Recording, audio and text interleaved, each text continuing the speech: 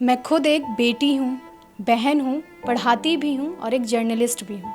बहुत सारी खबरें मेरी आंखों के सामने से गुजरी हैं, लेकिन हरियाणा की मनीषा की बॉडी जब से देखी है, मैं खुद नहीं भूल पा रही कोई इतना बेरहम कैसे हो सकता है। इतनी बुरी हालत में वो मिली थी कि देखने वालों की रूह तक कांप उठी थी। अब मनीषा मर्डर केस की जांच सीबीआई को सौंप दी गई है। आत्महत्या या बेरहमी से हत्या, अभी तक इस पर कुछ नहीं कहा जा सकता, लेकिन मनीषा के घर वालों का दावा है कि मनीषा आत्महत्या कर ही नहीं सकती और जिन हालातों में मनीषा की बॉडी मिली थी, उसे देख कोई नहीं कह सकता कि उस लड़की ने आत्महत्या की हो। पिछले कई दिनों से पूरे हरियाणा में मनीषा को इंसाफ दिलाने के लिए प्रदर्शन हो रहे थे। इस दबाव के चलते ही केस सीबीआई को दिया गया है। मनीषा की बॉडी की तीसरी बार दिल्ली एम्स में पोस्टमार्टम कराया गया।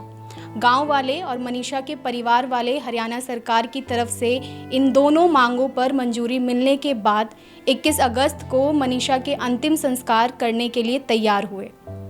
वो सिर्फ 19 साल की थी, प्ले स्कूल की टीचर थी। 11 अगस्त को वो नर्सिंग कॉलेज में अपना एडमिशन कराने के लिए घर से निकलती हैं, लेकिन वापस नहीं लौटती।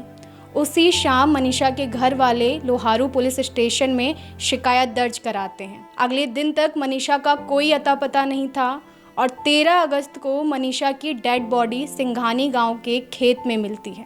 बॉडी बहुत ही बुरे हालत में थी। देखकर अंदाजा नहीं लगाया जा सकता था मनीषा की डेड बॉडी सीधी पड़ी थी या उल्टी। 14 अगस्त को भिवानी के ही सरकारी हॉस्पिटल में जब पोस्टमार्टम हुआ तो रिपोर्ट्स में मनीषा का आधा से ज़्यादा गला कटा हुआ पाया गया। परिवार वाले शव को लेने से इनकार कर देते हैं और दोबारा पोस्टमार्टम की मांग करते हैं, जिसके बाद 16 अगस्त को रोहतक के पीजीआई में फिर से पोस्टमार्टम कराया जाता है। हालांकि दोनों बार रेप की पुष्टि नहीं होती। आगे जांच में पुलिस को 18 अगस्त को यानी बॉडी मिलने के 6 दिन बाद सुसाइड नोट मिलता है। मेडिकल रिपोर्ट्स के अकॉर्डिंग पुलिस वाले दावा करते हैं कि मनीषा ने कीटनाशक निकला है जिससे उसकी मौत हुई है। बॉडी की जो हालत हुई है वो जानवरों ने की है। मनीषा के आंखों और गले को जानवर नोच ले गए हैं, जबकि घर वालों का कहना है कि मर्डर केस को पुलिस जानबूझकर आत्महत्या बताना चाहती है। मनीषा के परिवार वालों के साथ प्रशासन बैठक करता है और उस वक्त मनीषा के पिता जांच से संतुष्ट हो जाते हैं और बेटी की अंतिम संस्कार के लिए राजी हो जाते हैं। लेकिन 19 अगस्त को मनीषा के पिता का एक वीडियो सामने आता है जिसमें वो बताते हैं कि उनकी बेटी आत्महत्या कर ही नहीं सकती।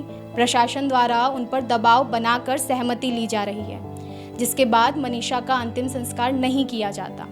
ग्रामीण और परिवार वाले केस को सीबीआई को देने की मांग करते हैं, जिसके बाद 20 अगस्त को मुख्यमंत्री सीएम नायब सिंह सैनी ने सोशल मीडिया पर लिखा कि परिवार की मांग पर केस की जांच सीबीआई को सौंपी जा रही है। इस मामले में पूरा न्याय किया जाएगा, जिसके बाद ही परिवार सहित गांव वाले अंतिम संस्कार के लिए राजी हुए हैं। ये पूरी घटना कई सवाल खड़े करती है। शुरुआत में ही पुलिस ने मामले को गंभीर रूप से नहीं लिया। बॉडी का इतने बुरे हालातों में मिलना हत्या का शक पैदा करता है। सुसाइड नोट का मौत के 6 दिन बाद मिलना परिवार और ग्रामीणों के गुस्से का कारण बना। अगर सुसाइड ही किया था तो ये बात इतने दिनों बाद सामने क्यों आई? आपको क्या लगता है, मनीषा ने आत्महत्या की या उसकी हत्या हुई है? कमेंट बॉक्स में आपके जवाब का इंतजार रहेगा।